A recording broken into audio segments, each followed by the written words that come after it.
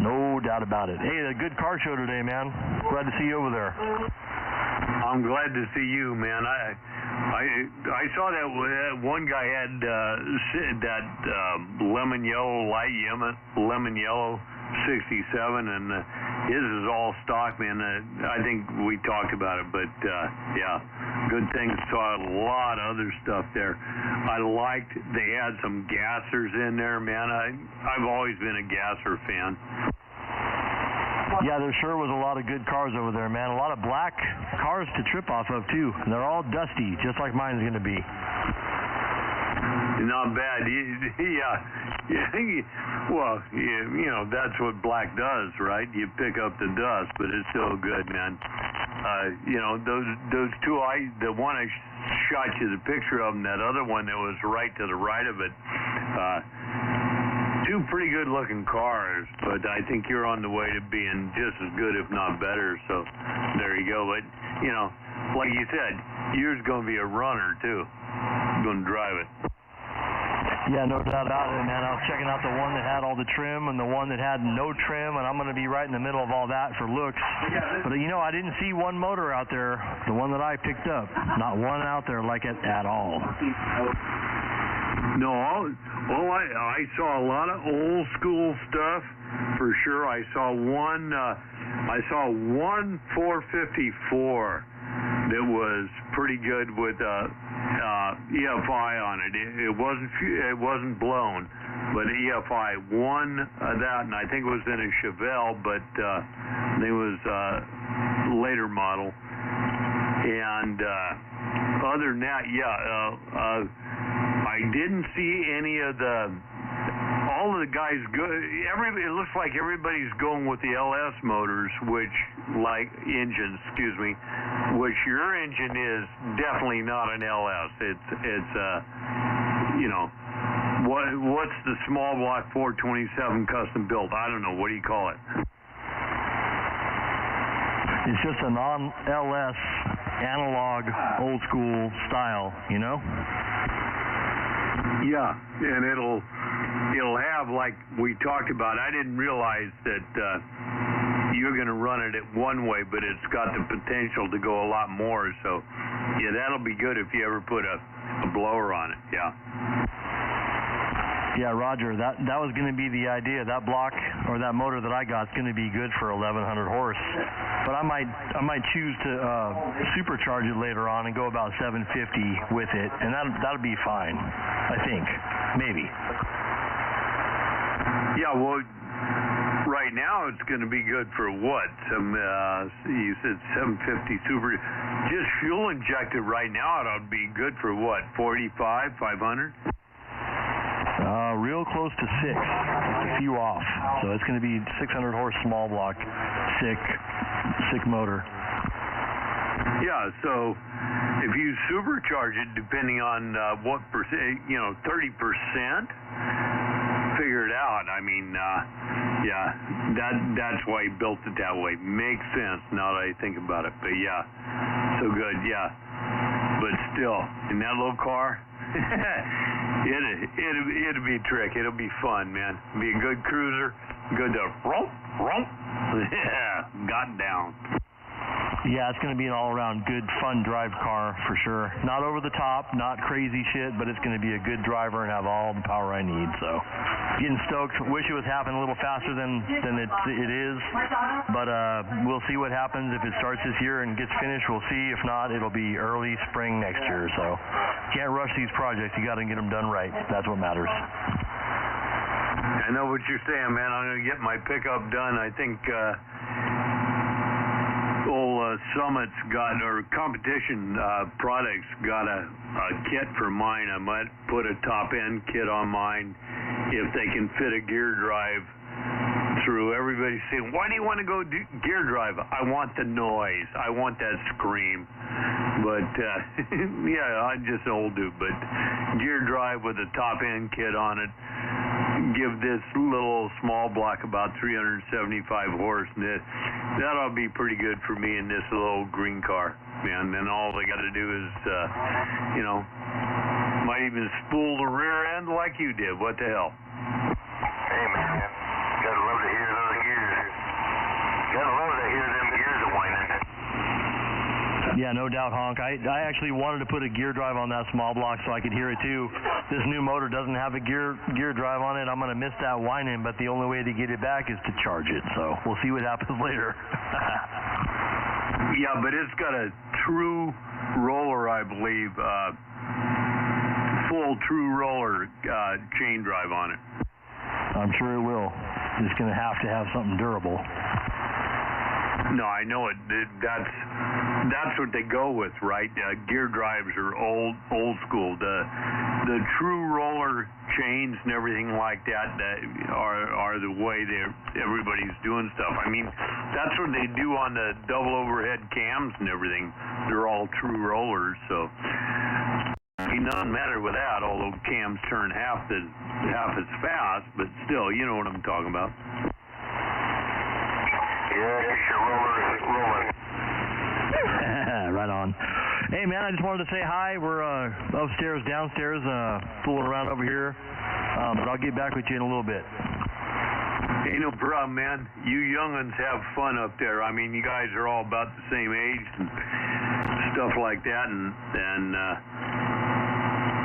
you and Time Bomb getting on down there and with your women folks and all that. Take care. Good seeing you, Dan. Time Bomb, we'll see you too. I'm back out. Right on, Honk. We'll talk at you soon, man. Have a good one. 429. See ya. I can't hear those dudes. I can hear them talking, Honky, but I can't tell what he's saying. I can't believe that. That's my neighbor. That's Time Bomb, and well, that's Time Bomb's radio, and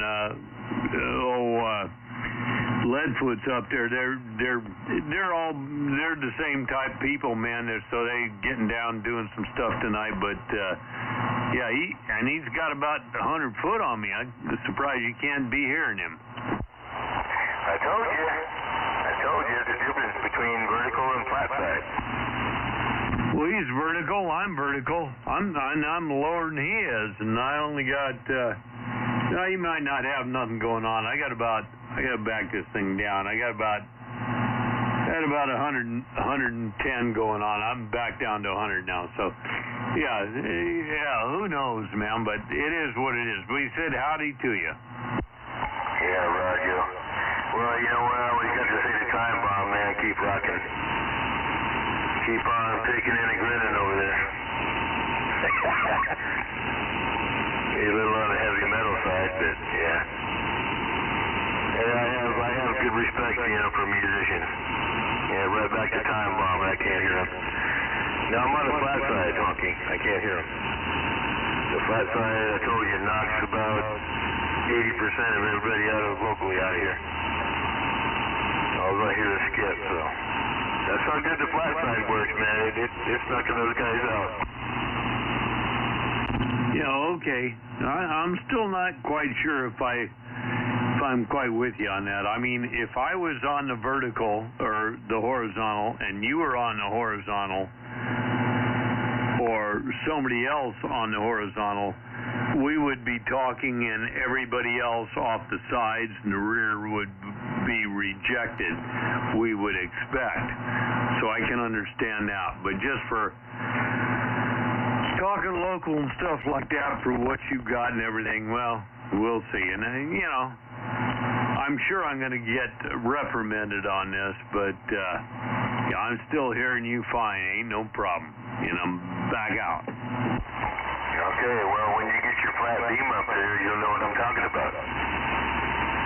All the logos are going to drop on you. Probably not as much as the quad. The quad's got more local, ground weight, rejection than a Yagi does. By a little bit, but yeah, once you get that beam up, you'll understand what I'm talking about. You won't hear a lot of locals, depending on which way you're pointed. Well, that's the whole idea, and I know I won't hear a lot of local yokels when I'm on there, but for your quad, we have to understand, you're 90 degrees up, you're 90 degrees down, or 90 degrees left, or 90 degrees right. whatever way you want to look at it. So you're both horizontal and vertical more or less at the same time. But when you go full horizontal, everything changes. When you go, that's why I say that beam you have, that configuration, and a bunch of other people around the country, that's why it has the rejection it has. That's why it has the projection, if you will, it has. It's just the way it is. So to build it, handle, like a big tube or something like that, you got to take your time and do it right. Yeah, I'm thinking about getting rid of all the wires. It actually kind of came to me today. I thought about getting, heavier wire, but it's like that. It's all going to be, high voltage ceramic around, for the both elements. I want to build this antenna, man. It's been with me too many years. I'll build it up, handle a 50K or 100K or whatever. And I think instead of going wire, I want to go, solid tubing all the way around. Because, that's what Bob was bitching about, his wires were glowing fucking red hot, so you got to get rid of the wire. And go with something that's going to, dissipate the heat, more efficiently. So I think that's the only way I'm going to go, It's going to be a whole lot of testing and tuning, and it's not going to be the same as a wire by no means. But that's the only way to alleviate, high voltage, on the feed. And, dissipating the heat. Because the wire, unless you got a big ass thick wire on there, it's not going to dissipate the heat. Yeah, 10-4. So, what's going to happen if you go aluminum, you're completely redoing the antenna. It becomes nothing like it was, but the same configuration. And that's great because, it's like the antennas, the antenna I have, 460, 559, all our antennas, they will probably take, 100K or more power, depending on how they're fed and what's done, and as long as the connections are good, and that's the biggest thing at the frequencies we run. That being said, you can change yours and everything like that, and it'll be good. But at the same time, a lot of time, a lot of expense, a lot of weight.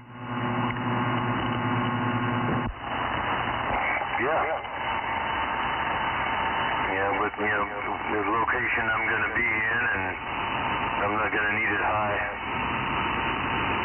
And I want to change over to, oh man, it's going to be a big job. I really don't want to go that elaborate, but that's all about going to irrigation line because it's very strong. And it has to be strong, for lateral strength.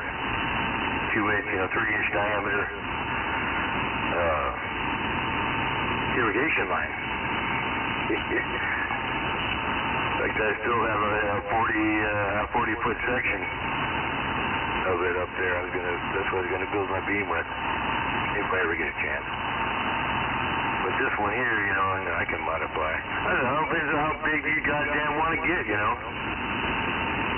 mean, Christ, if you got the material and the real estate, and whatever, I mean, the sky's the limit. But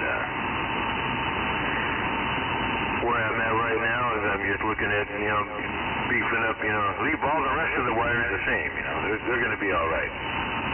Still leave all the original wires on the reflector and the 2 directors. And then add probably 4 more directors in front of that. Because I want an 8. That's my goal, an 8 element 4-wave quad. That's my goal. I shouldn't need any more than that. And just beeping the goddamn, the 2 driven elements up, think, going solid, some kind of solid tubing on that. Yeah, there's going to be a little bit of weight, so they just counterbalance everything out. And, hook up all the side struts on it, Yeah, that's the antenna, man, right there. Yagis are good.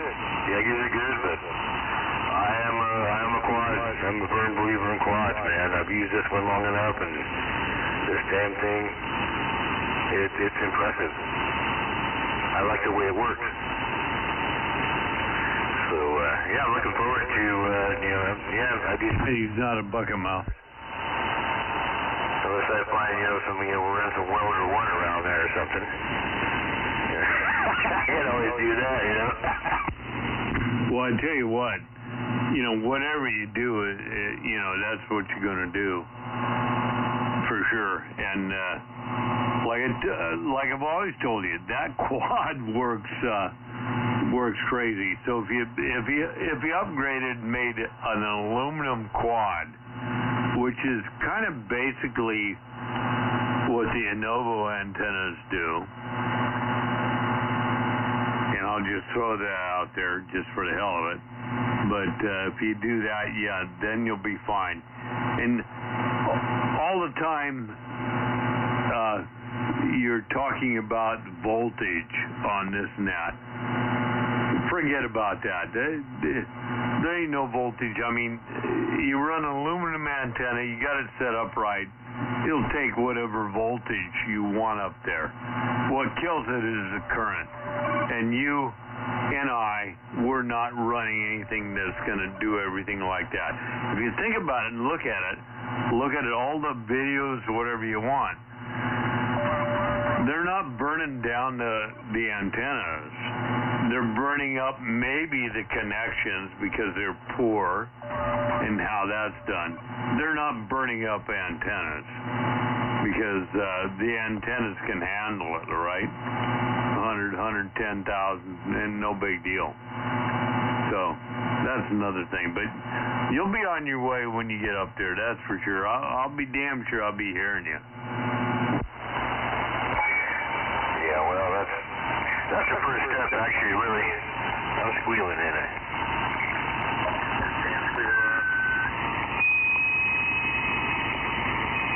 Shut that one off. There we go. Yeah, it's getting your antenna and your feed line all done. Then you got time to pump whatever you want into it. Get it good for 100K anyway, RMS. I mean, what you showed me there, man, that's fucking good for 100K, straight up. 100K through that, probably intermittently. I don't think I want to camp on it, but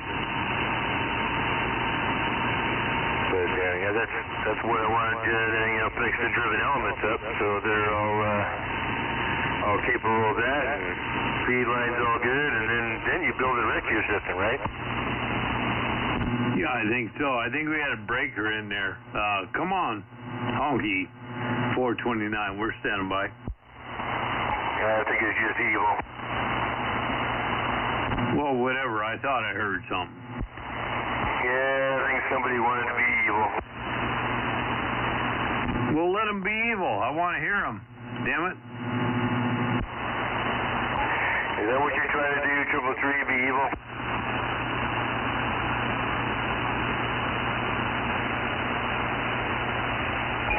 Hey, you're the one that jumped into the fire, come on. I'm pretty sure that's not 333, because I can pretty much hear him all the time, unless he's outside your house on a 100 milliwatt walkie-talkie. I'm pretty sure that ain't him. No, he was out here. He just thought he'd throw his little flaming trident out here for a minute.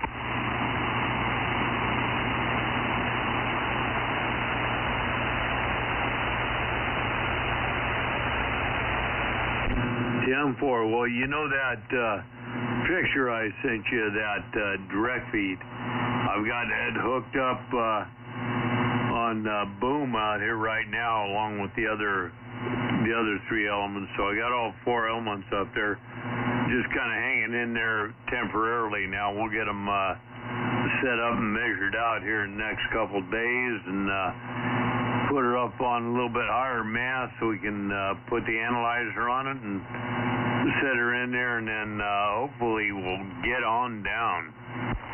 Yeah, I love those things, man. Yeah, stick your analyzer on there, and you can move all the elements. Yeah, if you're able to move them. Imagine it. Probably all fixed. They might be all fixed, what you got, for the measurements of that thing. They're probably all fixed. I don't know what else you could adjust on there. There's probably some kind of adjustment, you can make, to tune it in just right, No, it's a Mako. It's an M4, M104, right? It's I bought it from 559. No big deal.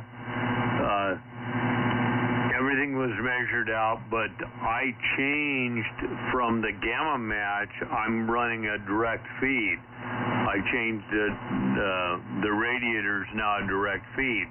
So things will change a little bit on that, and we'll have to adjust, from back all the way down to the front and vice versa, if you know what I mean. It's like a trapezoid, right?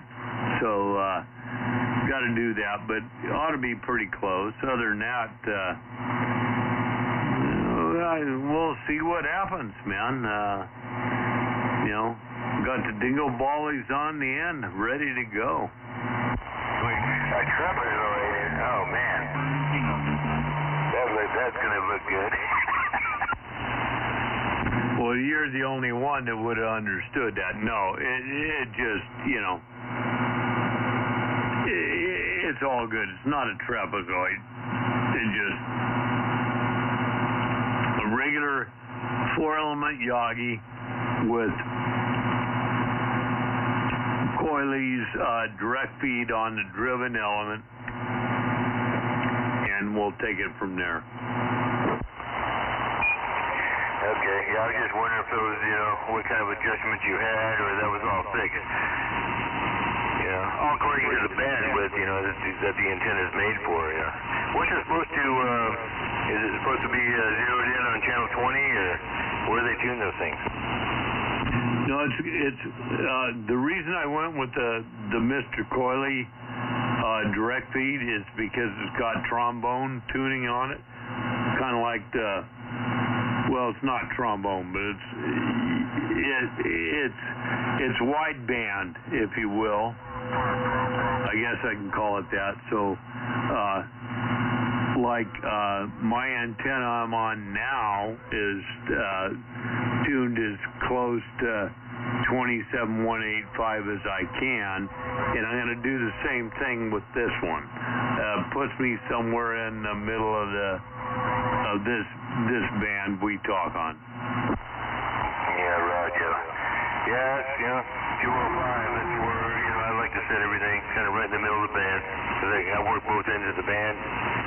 I don't really expand any more past that. So, yeah, man. Direct feed.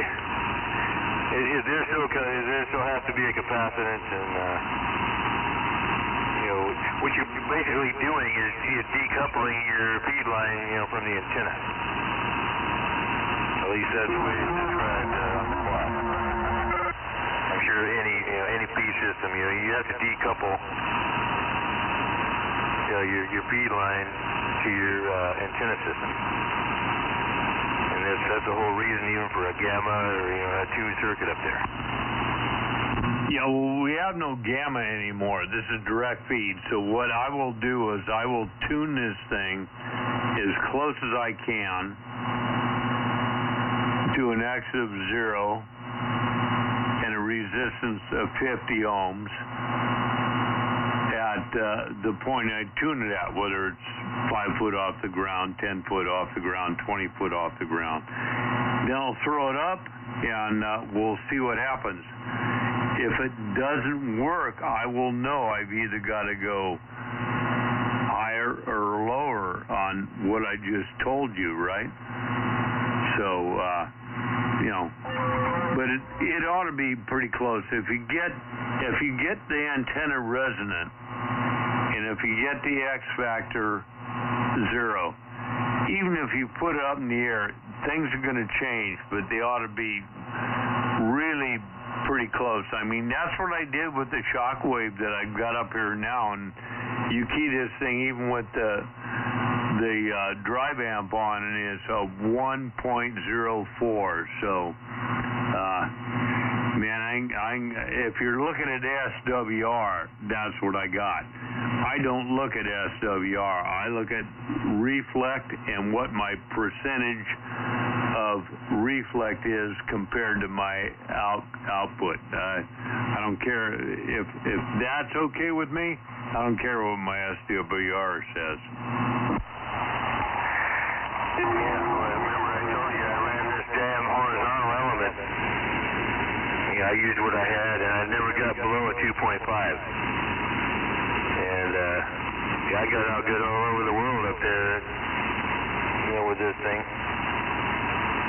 And now it's down to a flat match. Miraculously, I really didn't change anything. It just worked out that way with the coax, with the feed line. And the vertical feed line seems to be tuned just right. But that one is good. I always had a little bit higher match on the flat side, but yeah, the X factor, you know, that's not really included in the, you know, the instructions of, that's something you gotta learn more about. Because I know you mentioned that more than once, you know, the X reading on those antennas. Yeah, well, the whole thing is, I don't care anymore. Don't get me wrong, 429, anymore. I don't care that much about VSWR, standing wave ratio, voltage standing wave ratio. I look more at what my reflect is. And the way and 460 as well, the way we have figured this out is all of our jumpers are quarter or half wave set to an X of 0. We use all the same coax, the same thing, so that there's no discrepancies. If you go through, like through, you know, I've got these things for the bird meters. We take into consideration 6/8 inches, whatever it is, and we figure that in. All is figured into an X of 0. That means all your coax is nulled out. Whatever I feed into this, it's going to read the same. So once that's done, then it's just a matter of, okay, if your antenna is tuned to 50 ohms, period, pick a frequency. 27.185, 27.026, pick a frequency. Tune your antenna to that. Get it zeroed out and X to that. Once you're there, if that's what you're going to be all the way through. Remember, as you change frequency, your reflect, i.e. SWR, is going to change. So it all depends. What are the frequencies you're looking to work on? That's where you want to be, somewhere in the middle, so you can go here or there to go the frequencies you want to work on. Yeah, well, that's why you need a high Q antenna. This one is not at this point. It's very narrow. I think I got a 1.1. Actually, it's 1.0. I've never seen it go that low before. On 26.880, I think it is. A little bit low on the band. That's where this thing's peaked on the flat side. That's what that's showing me. It tells me something different on the resonance. But it shows me I got the best match at that frequency. thing, it serious dip. I mean, that's a monobander antenna if I've ever seen one. It comes to a peak, just to a point, and then right back up again. It's very narrow bandwidth.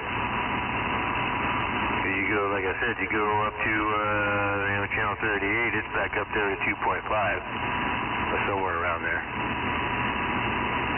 There's a pretty sharp peak on this antenna, and I'm going, what the hell?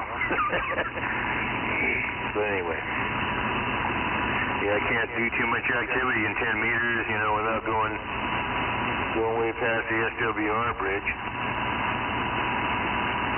or go down too low. Spikes back up there again. Very narrow on this goddamn antenna right now, on this vertical element. Like I said, I think it's 826, 880. I think it was the last reading I got off of it. That was the lowest SWR match on it. I think you just said 2680 or something like that was your best resonant frequency. So that ought to tell you where you are. You're way below channel 1, right? Or 26, well, somewhere down there. But anyway, so what does that tell you? And then you said SWR was good. If you're resonant there, SWR is 2 point something on 27.4, I think you said. What does that tell you have to do with the configuration of your antenna? I can tell you. Got to shorten it. Yeah, exactly. And it never used to be that way, but the only thing that changed all that was changing the feed line.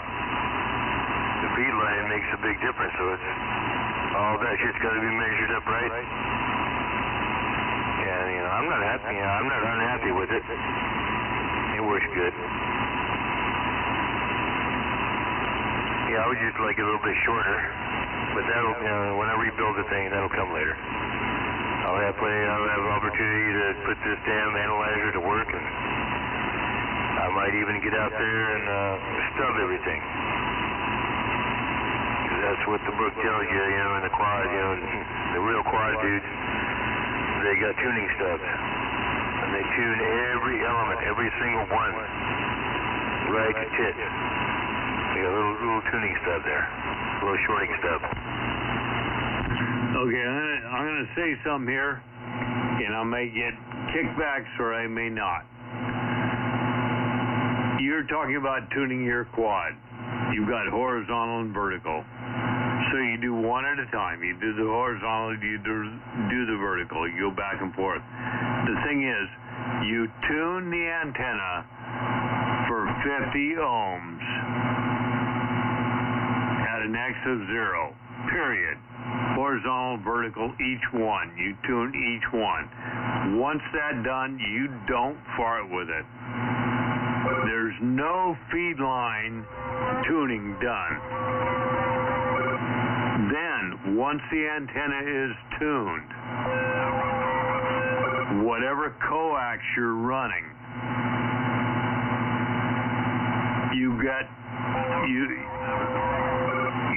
you look at the velocity factor, you calculate how many feet you're going to need, and you cut it off a little bit longer than that. Okay? And then you put your analyzer on there on one end, and you put it to like whatever frequency you're tuning to, going back to the antenna. Say 27,185, middle of the band. Now you're tuning your coax to middle of the band. So your analyzer's 27,185. You come back to that, whatever length of the coax you have, and you tune that to an X of 0.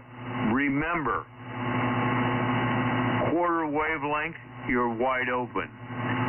Half wavelength, you've got a short between, to read on the analyzer, you got a short between the center conductor and the outer shield.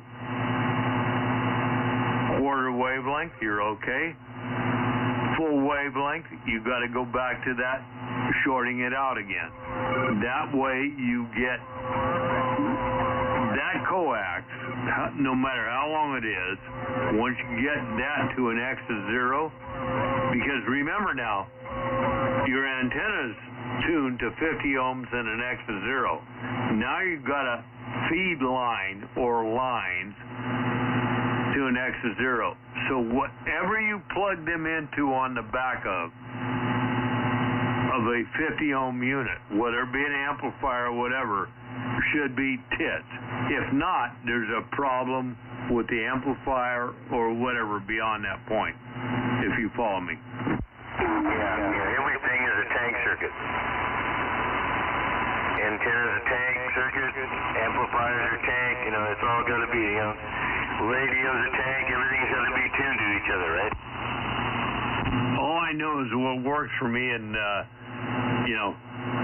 tune the antenna first, get that to 50 ohms, X is 0, or as damn close as you can, right? Then once that's done, then figure out your coax length. Always make it in multiples of half or quarter waves. Once that's done, you hook it up and you ought to be fine. If there's a problem after that, it's probably within in our case, we all run linear amplifiers, right? I'm going to tell you, in what I've come across in the last couple of years, not all amplifiers are tuned well. Some are very, very poor. I won't mention any names, but they're just very poor. Yeah, that's why I like roller inductors. Those are hard to find. Yeah, you guys know what roller inductors are, man. Those are the, you can have variable caps all over the place, but when you got a roller inductor in there, man, he tightens right up. Yeah, well, we know and understand capacitance and inductance in amplifying circuit is it's two different deals. So how you deal with it, at what frequency, it all depends. But I don't know. Roger. All right, dude, man, good stuff. I love talking about this, but I think 333 wants some airtime out here. Evil viewers again. Well, that's okay, man. He can come on in there. I ain't got no problem. I got to go in and see a man about a horse and refill my grapes anyway.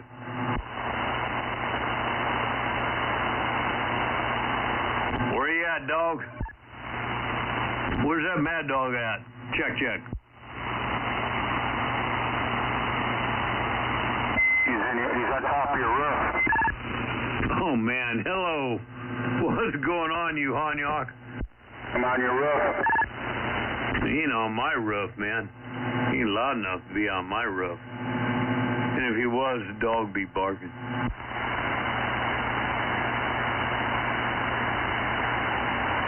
Anyway, I'll be back in a while there, Mr. Mad Dog. You make sure you take care of the frequently.